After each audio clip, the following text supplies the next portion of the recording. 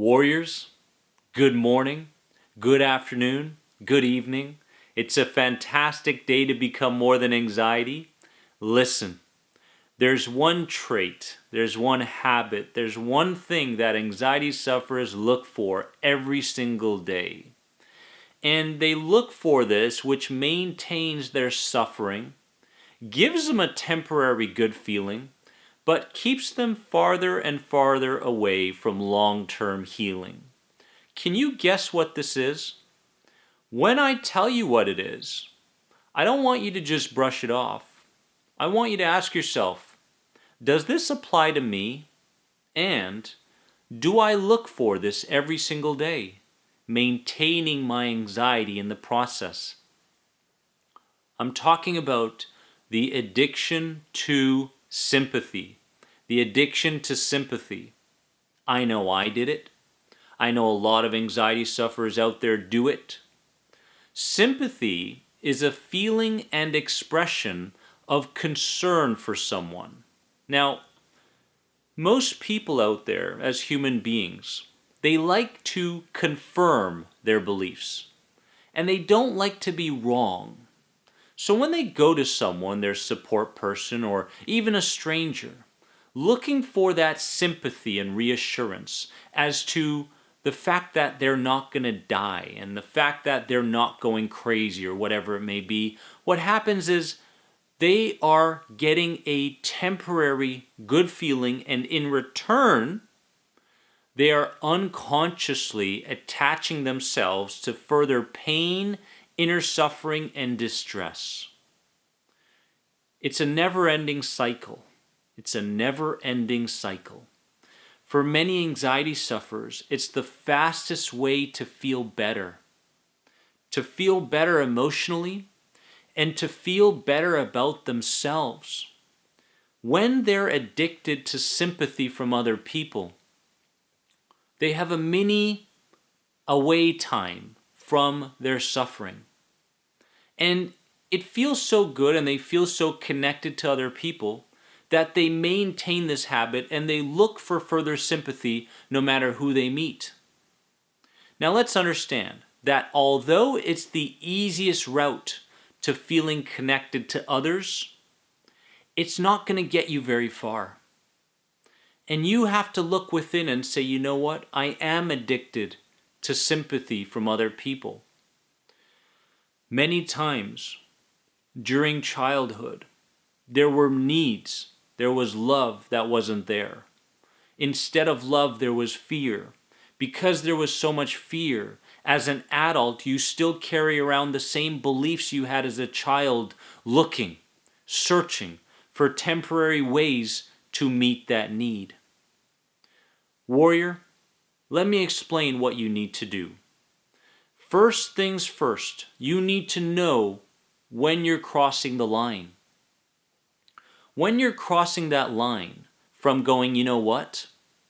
I'm asking questions to other people in the hopes of finding answers towards my long-term healing from anxiety and transformation. That's a good thing. It's a good thing to ask questions. But when you cross that line and you go, you know what? These questions and these answers are just not giving me the same feeling that the addiction to sympathy would give me, therefore I need more sympathy, you need to pause. You need to stop. And you need to recognize that you're going there. Going to that place will not give you long-term fulfillment. Remember that. So you need to know when you're crossing the line. You also need to take responsibility. Anxiety, many times, is not your fault, but it is your responsibility to overcome. And not just for you, for the people that love you, for the people that you haven't met yet. Anxiety can be a gateway to thrive in this world. Remember that. Everybody has a challenge. Everybody has a problem out there. Your challenge is anxiety. Thank goodness it's anxiety. Because I remember days when I would walk into the children's hospital And as I walked into the children's hospital, I realized these kids were so much more happy than I was. They were playing with each other. They had smiles on their faces, and I was depressed and distressed. I couldn't believe it. These kids had no way out, whereas I had a way out. If only I could look in the mirror and start taking responsibility for what I was feeling and what I was thinking. It was a spiritual awakening that day. That experience opened me up to what was possible for myself. And I realized that the only way I was going to be beneficial to this world was if I healed myself. On that day with those kids, there wasn't much I could do for them. Energetically, I couldn't share anything positive with them. Verbally, I couldn't share anything positive with them. Emotionally, they were in a better place than I was. So I had to look within and I had to take responsibility, just like you need to. You also have to start sorting out where your fears and lack of self-worth came from. Where did it come from?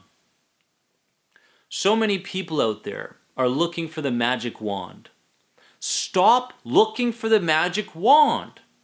Stop looking for the quick fix. Stop looking at so many different authority figures out there hoping that one piece of advice can change everything. It won't. Just look at your results. Instead, do some detective work. Find out where your fears began. Which traumatic experiences led you to believe what you believe about yourself in this world? Which authority figures may not have given you the love that you craved and instead gave you the fear that you didn't want, that made you feel overwhelmed in certain situations, in fact, created a freezing sensation in your mind-body system. Warrior, it's time to do the detective work. Now, I want you to escape the addiction to suffering now and all that comes with it, because it is an addiction to suffering. The TV is no good for you. Watching the news is no good for you. Those energy vampires that you hang around with are no good for you. Attaching yourself to these limiting ideas about yourself and the world are not good for you.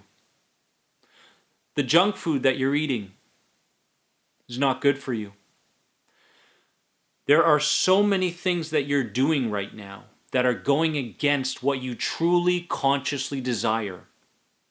And until you start redesigning your identity and sacrificing these things that are providing you temporary relief from anxiety, you will never heal. You have to start redesigning your identity, and at the end of the day, ask yourself, was I in line with my new identity today? If the answer was no, do something. Do something prior to sleep that makes sure that you're moving in the right direction. Mindfulness, consciousness, is a very important part to healing. And until you provide yourself more options as to how to think, how to respond, how to perceive your past traumas and experiences, how to look at the world and how to look at yourself differently, you will never heal. The addiction to sympathy can only provide you so much. But this world, this life, will open its arms up to you if you can just open your arms up to this world. Warrior, you are more than anxiety. Don't ever forget that. And in March 2020, my second book is coming out right here. You can pick it up on Amazon. It's going to transform the way we look at healing anxiety and total inner transformation. I'm excited. remember that you are more than anxiety. I love you from the bottom of my heart. Have a wonderful day because you deserve it.